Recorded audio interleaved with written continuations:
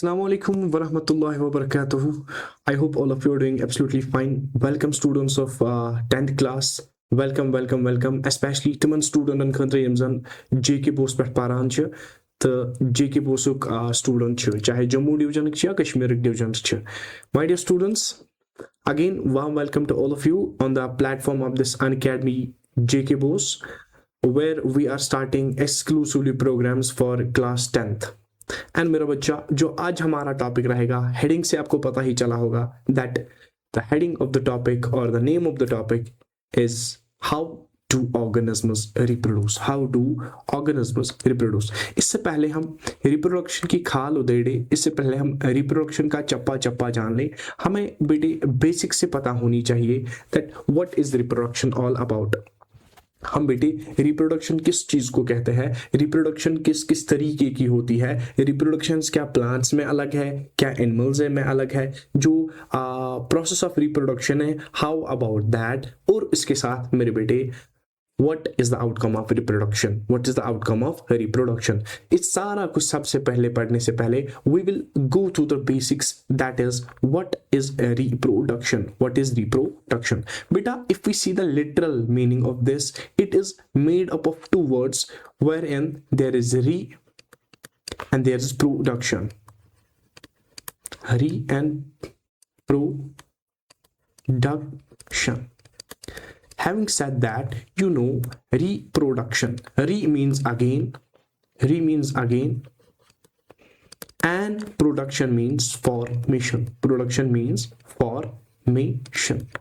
So we can see that again and again formation, again and again production. It is the process of reproduction. Sir, अब क्या बता रहे हैं? We are not getting anything.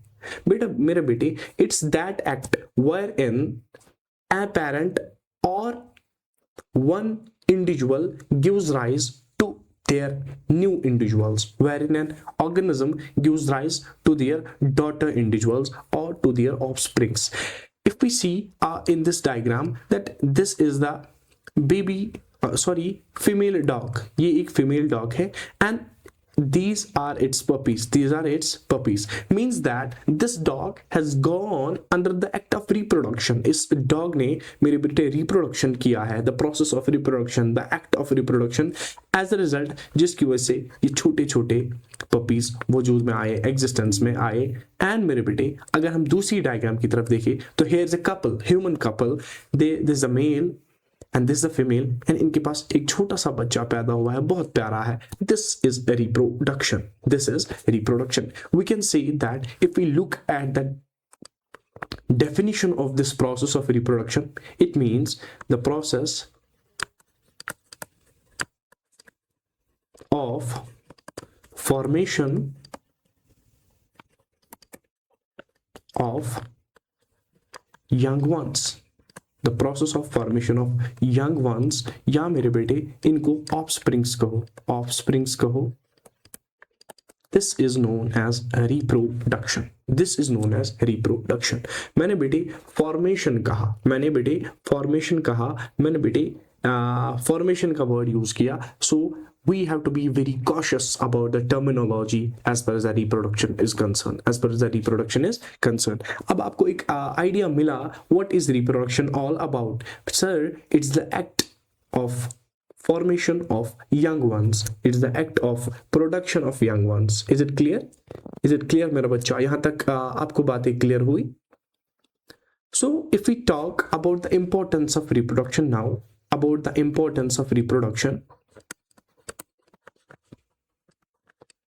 importance. Why is reproduction important? For instance, I see here is the word reproduction. Sir, क्या इसका evolutionary importance है?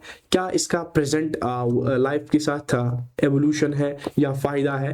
और does it has any importance with respect the future, with respect the upcoming generations?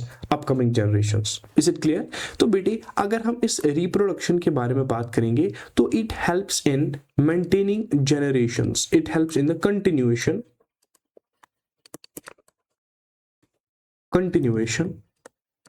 of generations. अगर हम humans के बारे में बात करेंगे, अगर हम अपने आप के बारे में बात करेंगे, so if we trace our origin, हमारा क्या होगा, दैट कोई हमारा एंसेस्टर है, उसके बाद वी बीइंग मुस्लिम्स दैट हमको पता है अल्लाह ताला ने किसको क्रिएट किया, हजरत आदम को। By the process of reproduction the progenies came, the progenies descended, and आज हमारा वजूद है। हमारी बात है तो हम अपने फादर से जने हैं, वो हमारी ग्रैंड पेरेंट्स से जने हैं, वो हमारी ग्रैंड पेरेंट्स से बने हैं, और बेटे जो हम हैं, we will just give rise to our young ones, we will give rise to our kids, we will give rise to our offsprings, फिर वो रिप्रोडक्शन करके अपनी जो है जनरेशन आगे बढ़ाएंगे। Means that for the continuation of generations, for the working of generations, for propagation of generations, this act of reproduction is मेरे बेटे बहुत ज्यादा जरूरी, and it is the only means for the continuation of generation. ठीक है बच्चे, this is एक पहलू ऑफ रिप्रोडक्शन। सर दूसरा पहलू क्या है? ये जो रिप्रोडक्शन है, इट मेंटेन्स बेटे, it maintains the population balance. Sir how is that possible? Bye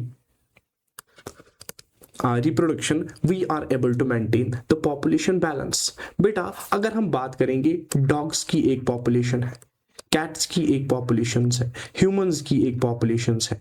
if the three individual populations, dogs अलग, cats अलग और humans अलग, दो conditions exist करते हैं, that if dogs go under reproduction, if dogs perform reproduction, or if dogs perform reproduction, that their number will increase, अगर cats ने भी किया इनका नंबर भी increase होगा, और humans ने किया तो इनका नंबर भी increase होगा। but what if अगर इनमें एक ही species ने बेटे reproduction किया, what if that nature would have given this potential, this competence, this zeal to only one populations in the world, कि नहीं ये नहीं, but this one will do reproduction, तो उसका क्या होता बेटे, पॉपुलेशन बढ़ जाती और पॉपुलेशन एक्सप्लोजन हो जाता, जिसकी वजह से बेटे रिसोर्सेज ज्यादा खर्च होते, और जिसकी वजह से डिजास्टर्स, हैवोक एंड फेमाइन आ जाता।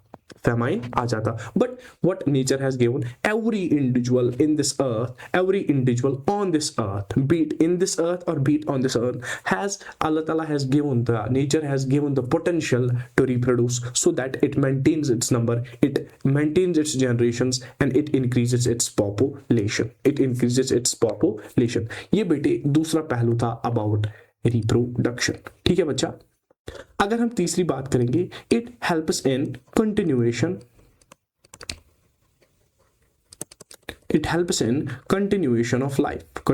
Of life. अगर हमारे ग्रैंड पेरेंट्स या हमारे ग्रैंड एंसेस्टर्स बेटे रिप्रोडक्शन ना करते तो क्या हमारा वजूद होता? मीन्स दैट एंसेस्टर 1 ने रिप्रोडक्शन किया तो एंसेस्टर 2 आया, मीन्स जनरेशन 2 आई, जनरेशन 2 ने रिप्रोडक्शन की तो जनरेशन 3 आई, जनरेशन 3 ने रिप्रोडक्शन की 4, 5, 6 and up to the last day or the day of judgment when everything will perish। तब तक जब जितने भी लोग हैं मेरे बेटे, they will undergo this process of reproduction, and they will increase their number, they will increase their generations, they will just continue life as earlier done by our ancestors। ठीक है बेटे, यहां तक बात क्लियर है। अब हम एवोल्यूशनरी बात करेंगे बेटे रिप्रोडक्शन की। What is the evolutionary importance of reproduction? मेरे बच्चा, it is essential, this reproduction is essential for survival and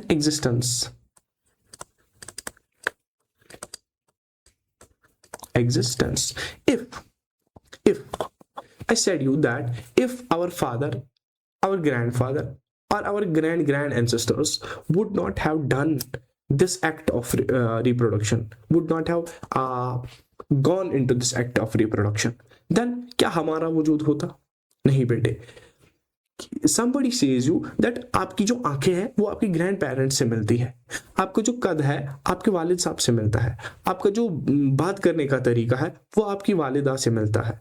so means that we can say कुछ ना कुछ हम अपने ग्रैंड पेरेंट्स से मिल रहे हैं, and this propagation of characters, the transmission of characters genetics में बहुत अच्छे से पढ़ेंगे, लेकिन बेटे this is because of reproduction, this is because of reproduction. उनकी कुछ चीजें हमारे जनरेशंस में आना, पुरानी कुछ चीजें हमारी जनरेशंस में आना, this is all because of reproduction, this is all because of reproduction. Is it clear मेरे बेटे? You have to remember these 4 points as far as the reproduction, importance of reproduction is concerned. You have to remember these 4 points.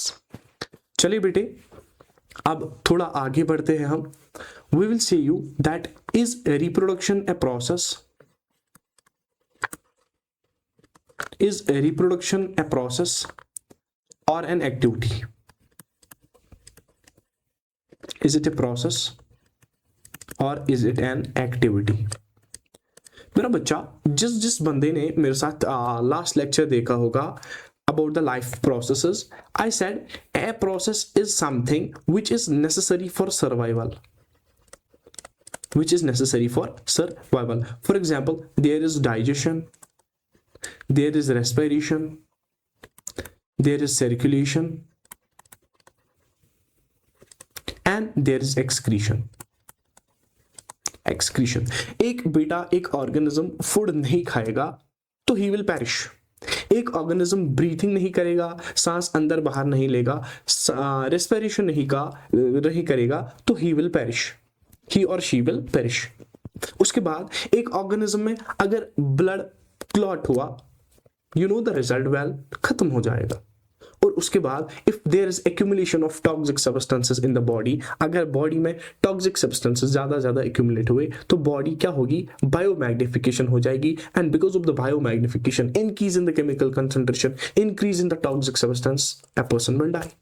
So means that be it nutrition, be it respiration, be it मेरा जगह transportation, or be it excretion, these are the vital processes that every individual has to do on its own. हर किसी individual को यही करने हैं। लेकिन अगर इस बात करो यानी activities, an activity is done by A population, it is done by A population and it is necessary for welfare. It is necessary for welfare. जिस तरीके से सर्वाइवल वाज नेसेसरी कम खतर गोबर जिंदा रोजन खतर, तिथे कछु वेलफेयर खतर अख एक्टिविटी जरूरत। Means that if we talk about Salman Khan, उसने शादी नहीं की है, बट डज इट दैट शादी न करना have any impact, be it positive और negative, on the life of Salman Khan? क्या उसकी डाइजेशन नहीं हो रही है? क्या उसकी रेस्पिरेशन नहीं हो रही है? क्या उसकी एक्सक्रीशन नहीं हो रही है? क्या उसकी सर्कुलेशन नहीं हो रही है? नहीं बेटे। जब एक ऑर्गेनिज्म पे कोई फर्क ना पड़े किसी एक एक्टिविटी को करने से, किसी एक एक्ट को करने से, उस एक्ट को हम मेरे बच्चे एक्टिविटी कहते हैं। Sir why is then reproduction important? अगर हम बात करेंगे पॉपुलेशन की, if we talk about a population, for example यहाँ पे डॉग्स की पॉपुलेशन है, पॉपुलेशन ऑफ डॉग्स। बच्चा मेरा अगर जनरेशन 1 ये करने रिप्रोडक्शन कहीं युन नंबर गस कम, जनरेशन 2 ते करने रिप्रोडक्शन कहीं तो युन नंबर गस मजीद कम। अल्टीमेटली वात अख स्टेज अख येतन युन नंबर 0 गछ। Is it clear? जहां पे इनका नंबर 0 हो जाएगा। A stage will reach when their number will dwindle to 0, and if this 0 is the number, उसके बाद कोई पॉपुलेशन नहीं एग्जिस्ट करेगी। Means that on a whole when a group of individuals, when a group of similar species, they do not interbreed, they do not reproduce, then there is the chance of eliminating their number, eliminating their वजूद, उनकी existence खत्म होने को है जब उनका number 0 हो जाएगा, जब वो रिप्रोडक्शन नहीं करेंगे। लेकिन इंडिविजुअल लेवल पे मेरे बेटे रिप्रोडक्शन करने या ना करने से कोई फर्क नहीं पड़ता, बट हाँ reproduction helps in the survival, it helps in the transfer of genes, transfer of genetic material from one organism to another organism. Humans कर रहे हैं, एक ह्यूमन नहीं करेगा तो कोई फर्क नहीं पड़ेगा। Means that we can say, हम हक के साथ कह सकते हैं that reproduction is an activity. Reproduction is an activity that is necessary for the welfare. That's necessary for the welfare. Is it clear? Now is it clear? Reproduction is activity or a process. We can also say it sometimes that you should a secondary process, not primary. Primary is something that is necessary for survival. ठीक है बच्चे? Moving further, now if we talk about this reproduction,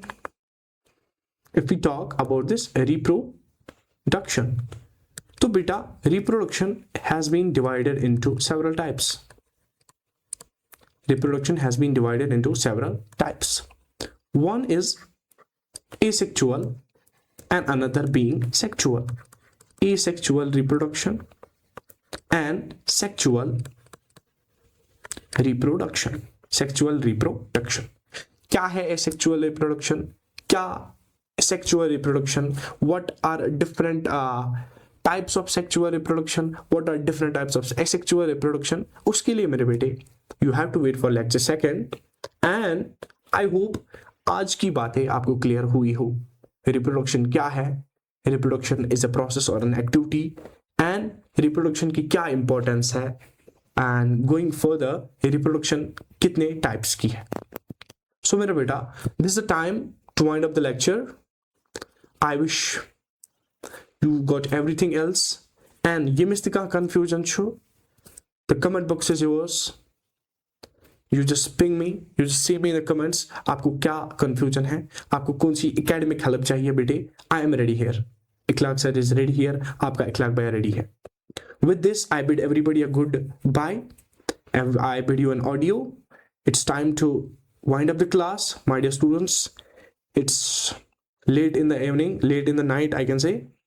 So we'll start the series from tomorrow, inshallah. And we will continue from this.